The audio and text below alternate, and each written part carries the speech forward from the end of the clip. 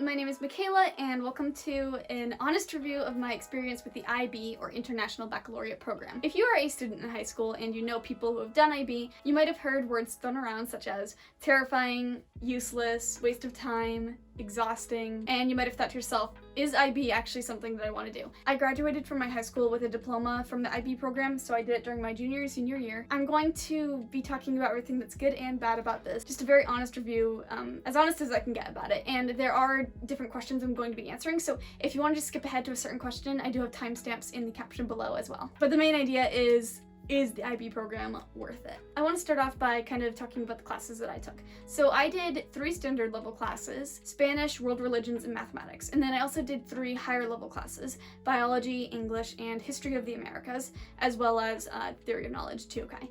And then there's also the components of the extended essay and the CAS, creativity, activity, service. Out of those classes, I think that the best ones that I did were world religions and history of the Americas, because I feel like I got the most real world knowledge out of those, things that I can apply to my daily conversations with other people, and just it helps me to understand the world better. I'm not saying that the other classes weren't as good. They were, I just didn't enjoy the material as much, so maybe that's why. So I'm not saying that like biology was bad or anything. I actually liked the biology class. I'm just not a science person. I am happy with the classes I took. If you are set on doing IB though and you're looking for recommendations, my recommendations would be history of the Americas and world religions. What was the workload? That is a tricky question to answer, but to give a general idea of what I was doing, I often did homework in between classes. So like if the teacher was just preparing for class, taking attendance, that sort of thing, I'd be doing a little bit of work on my laptop.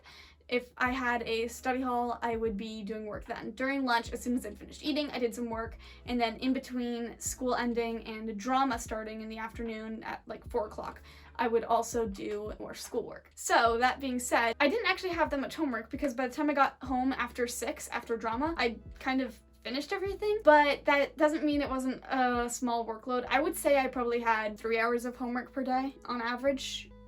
Yeah, that sounds about right. What's the best way to manage the workload? To be honest, the hardest part about the IB workload is that it's coming from 7 classes. So it's not like, you know, college is 4 classes and you have a lot of work, so it's a little bit easier to kind of organize. IB, you've got a lot of classes going on, and that can sometimes be hard to juggle. So I would say managing the workload works best when you keep track of everything. I tried not to procrastinate on it, and I think that's key, is not procrastinating and keeping everything just put together so that when you do have that spare time to work on something, you know what you should be doing rather than kind of just going onto your laptop browsing, kind of thinking about what you might need to be doing. If you stay on top of your schedule, then it'll be a lot easier to do. How challenging was the material? This depended on the class, and again, this is going to also depend on where your skills are, where your interests lie.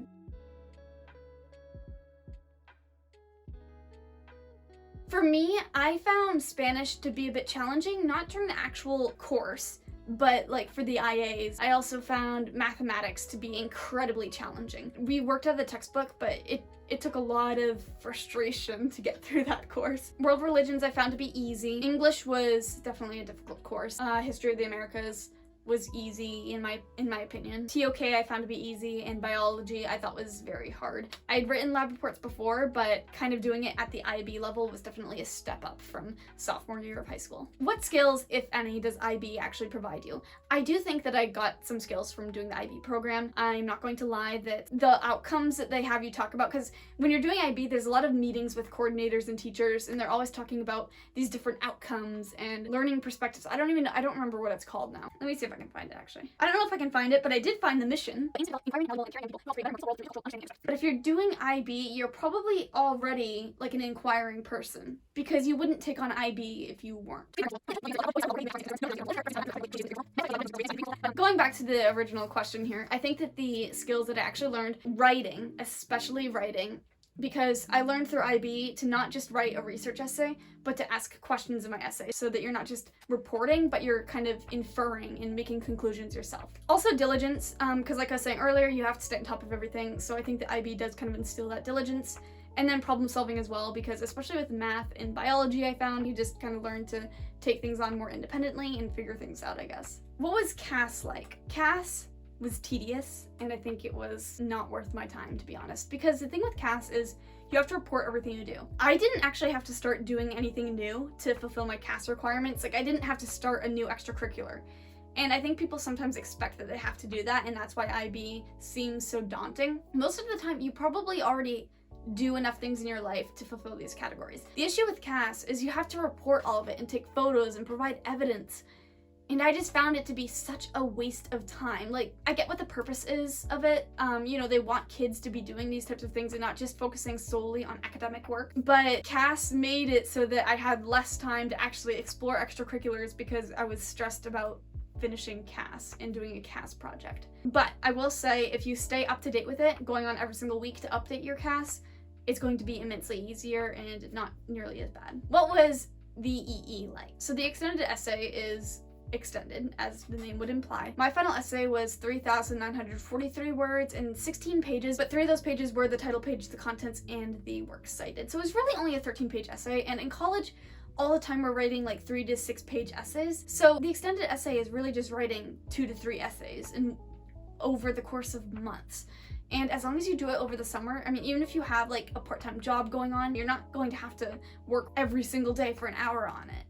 I didn't need to do that because I just spaced it out from beginning to end over all of those months that we had to work on it. And honestly, the research and the outline take the longest. So give yourself the most time for that part. And the actual writing itself, I mean, I like writing, so maybe I just found it to be quicker, but that wasn't so bad because I had such a detailed outline. So make sure you outline properly and it'll make things much easier when it comes to the writing. And don't think of it as one big essay. Think of it as just a couple short essays because that makes it seem a lot less scary. Did credits transfer to college? This depends on the college you go to and the scores that you get. Fortunately, I was able to transfer some credits and it really helps because then you get to skip some classes. So for me, I got to skip core bio requirement for UChicago, which was really awesome. And then also I fulfilled the language requirement as well, but I am taking Spanish anyway in college, so that didn't really matter as much. Definitely check where you want to apply to college because not all colleges are going to accept the IB credit, but if they do, definitely make sure that you are transferring those credits because it can save you a lot of time and money. What is TOK like? Theory of knowledge is something that all the IB candidates will do. And to be honest, I am going to say it's a little bit glorified. I loved the class, I will say that. I thought it was very interesting, but I just find it to be a little bit overhyped, maybe? Again, this is just a matter of preference because if you're into philosophy and ethics, that sort of thing, you're probably going to love TOK. If you're not into those kinds of abstract concepts, you're probably not going to like it. It involved a lot of discussion and speaking up, so if you're not into speaking up, also TOK might be a little bit intimidating, but it is helpful when it comes to expressing your opinion and justifying your opinion as well, like figuring out how you come to knowing what you know was an interesting part of the course. Is IB as amazing as it claims to be? I would say it's a little bit, kind of like TOK, a little bit glorified maybe, because it doesn't really change you as a person. Like IB likes to say that how they change you and make you develop, but I do think it gave me a couple good skills. Also, I feel like it really helped with college applications because it shows that you've taken on challenging courses, and so it's kind of like AP in that sense, that colleges will know that you are a learner and you want to do well in school. In terms of how efficiently my time was spent, IB was probably not worth it because I spent so much more time than necessary doing these little meetings with teachers and having to coordinate and do these formalities, which I think really slow down the pace. But overall, if I were to answer the question, is IB worth it? I would say, yes, it is, if you like to stay busy during the school year. If you want to be taking on those kinds of challenges, then yes, it's worth it. If you would rather have a larger social life or focus more on a hobby or an extracurricular and, you know, not be doing all these requirements of CAS and the extended essay, maybe it's not for you. And that's not to say that you can't do it if you want to do those things, because you definitely can find a balance, but you might just not like it as much. You might not find it as useful in the end. Personally, I think that everyone should at least try to take it because you don't have to follow through and finish it if you don't want to.